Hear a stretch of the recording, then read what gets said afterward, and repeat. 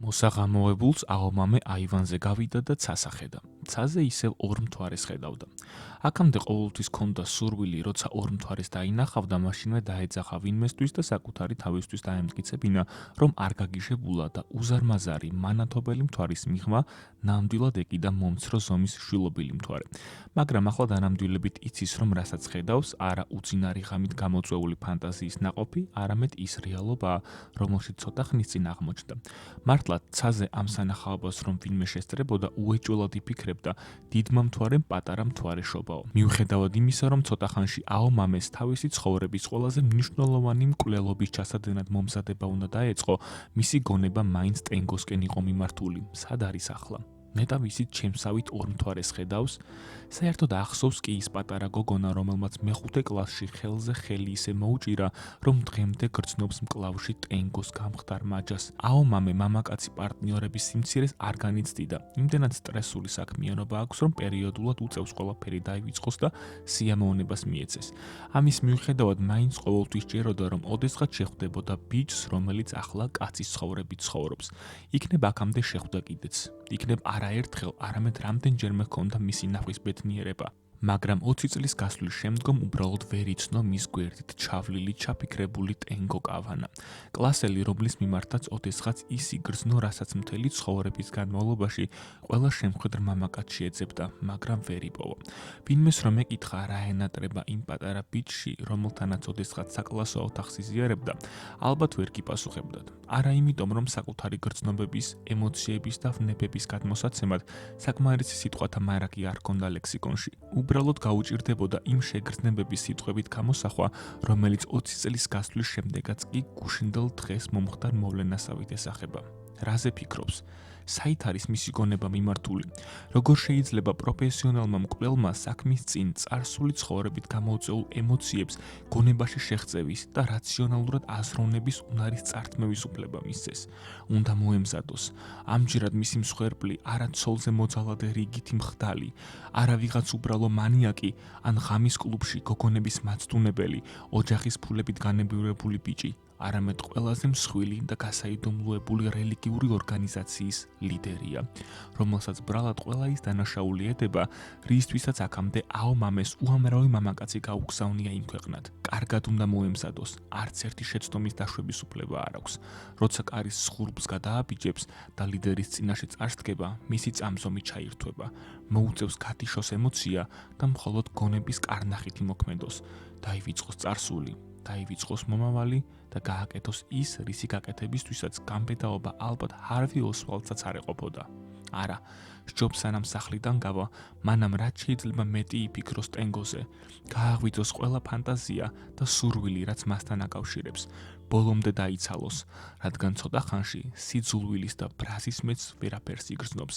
სამზარეულოში გადის და მეგობრის მიერ მოცემულ იარაღს კიდევ ერთხელ წმენს, შლის და აწყობს. ეს ყოველი შემთხვევისთვის, თუ სექტის წევრები ჩანაფიქრს მიუხვდებიან და დაიჭერენ. წამებით სიკვდილს მარტივად სასკლედზე თითის გამოყრით სიკვდილი ურჩევნია. არა, ლიდერის მოკვლას იარაღით არ აპირებს. ახლა დროა გამოიცვალოს, ყველა საჭირო ნივთი ჩანთაში ჩააწყოს და ტაქსი გამოიძახოს. ნეტავ რას აკეთებს ტენგო? ნეტავ სად არის ახლა ის?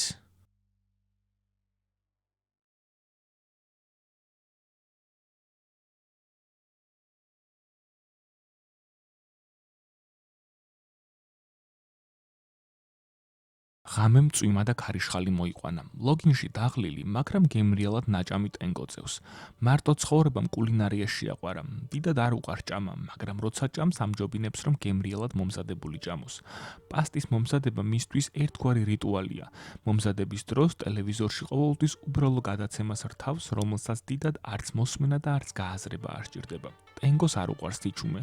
მის ტელევიზორში ყოველთვის რაღაც უნდა იყოს ჩართული. საინტერესო თუ ინტერესო მნიშვნელობა არ აქვს. მთავარია, რომ ახალგაზრდა კაცს ნეგატიური ფიქრებისკენ მიმავალი გზა ჩაუხერგოს. ტენგოს გვერდით 17 წლის ფუკაერი წევს. ჯერჯერობით თავადაც ვერ ხვდება, რა აკავშირებს ამ გოგოსთან, რომლითაც პირველივე ნახვის წამიდან მოიხიბლა. ყოველთვის ცდილობდა, რომ პუკაერთან ურთიერთობა მხოლოდ საქმესთან ყოფილიყო დაკავშირებული. ბოლოს და ბოლოს, მას ხომ გოგონას მოთხრობის გადაკეთება და გაკეთილშობილება ევალებოდა. ეს მიზეზი რომ არა, ალბათ ტენგო კავანა და პუკაერი ერთმანეთს ვერასდროს ვერ შეხვდებოდნენ. ან მხოლოდ იმ შემთხვევაში, თუ ისინი ერთმანეთთან ბედისწერით არიან დაკავშირებული. ბედისწერით მიჯაჭვული ადამიანები ხომ ყოველთვის ხვდებიან ერთმანეთს. მიუხედავად იმისა, რომ გოგონას წინადადებების ჩამოყალიბება უჭირდა, მას ყოველთვის ზუსტად მიჰქონდა სათქმელი ტენგომდე. თავიდან ტენგოსთვისაც რთული იყო გამოეტანა მკაფიო აზრი თუ რას გულისხმობდა პუკაერი იმ მცირე სიტყვების მიღმა, რომელსაც იგი ადამიანებთან საკომუნიკაციოდ იყენებდა. ბოლოს და ბოლოს არ არის მისი ბრალი, რომ გრძნობების და ემოციების გადმოსაცემად ლექსიკონში საკმარისი სიტყვათა მარაგი არ აქვს. ვინ არის ეს გოგო? რატომ მოისურვა ბედისწერამ რომ მე და პუკაერი ერთმანეთს შევხედროდით.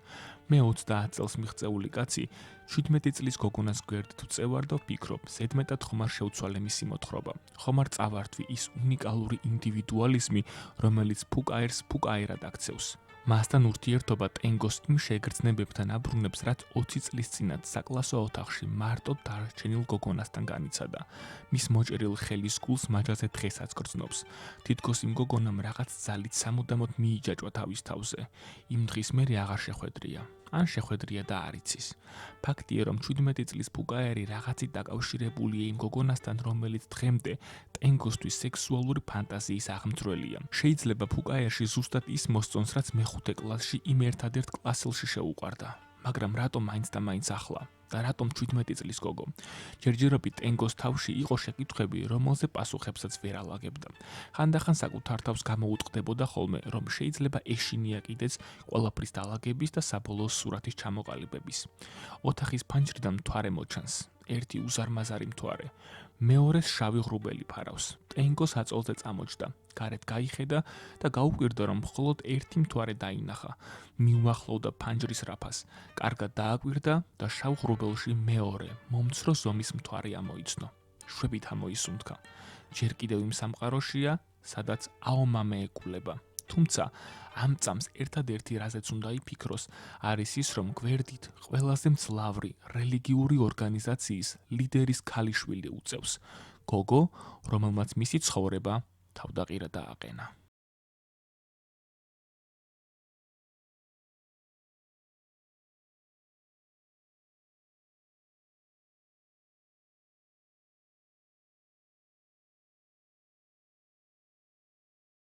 ლიდერის მცველებმა ყველაფერი მოამზადეს, რაც პროცედურისთვის პროფესიონალ ქალბატონს დასჭირდებოდა.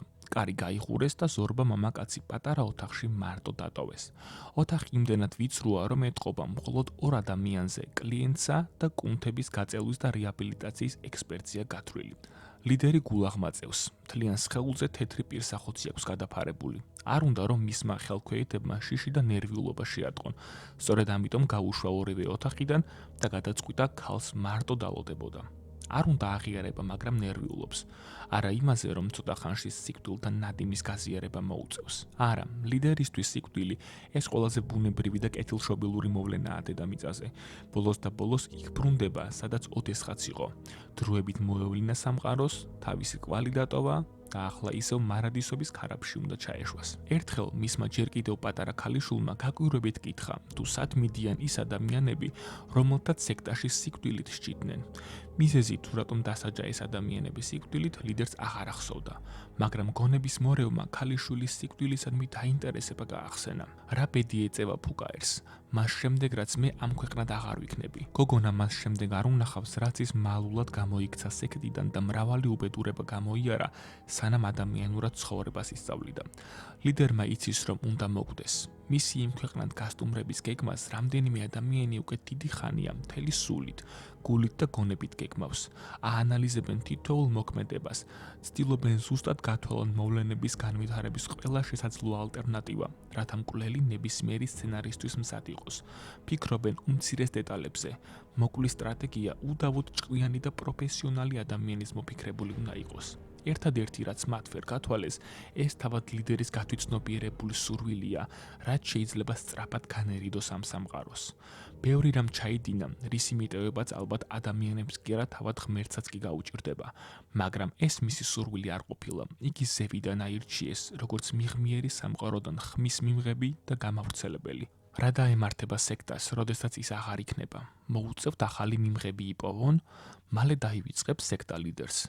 რა სიტყვიან მის დაკრძალვაზე? არა, სექტას ახალი ლიდერის პოვნა უეჭველად მოუწევს. ეს მათი სურვილი არ არის. ეს აუცილებლობაა, რომელიც ზევიდან არის ნაკარნახევი. ლიდერები იცვლებიან, მაგრამ სისტემა არ იცვლება. ის განაგრძობს არსებობას. ყოველთვის მანამ სანამ ზევით ჩათვლიან საჭიროდ. ლიდერი არ არის ადამიანი. ეს ნიღაბია, რომელსაც არჩეული მიმღები ირგებს. ნეტავ სულ არ ყოფილიყო რჩეული. ნეტავ ახლა ამ საშინელი დაავადებით არ იტანჯებოდეს. სიკვდილის გადაწყვეტილება დიდი ხნის წინ მიიღო. უბრალოდ საჭირო დროს, ადგილს და ადამიანს არჩევდა. ურთულეს გადაწყვეტილებებს უმტკიცესინების ყოფა სჭირდება. ერთი წუთით თვალები დახუჭა და სცადა წარმოედგინა თუ სად იყო ახლა მისი გოგონა. ის იყო თვალწინ დაუდგა ფუკაერი და მის გვერდით მწოლიარე ტენგო კავანა, რომ ქალმა კარები შემოაღო. საჭირო ხელსაწყოების ჩანთა ძირს დადო და ხელთათმანების ჩაცმა დაიწყო. მხოლოდ საქმეზე უნდა ვკონცენტრირდე. აქამდე მოვსულ ვარ და აუცილებლად ბოლომდე უნდა მივიყვანო, რაც დავიწყეთ. ფიქრობდა აომამე. გარედან კი ორი მთვარის, ორი სხვადასხვა ზომის ანარეკლი შემოდიოდა. ერთი დიდი, ხოლო მეორე პატარა.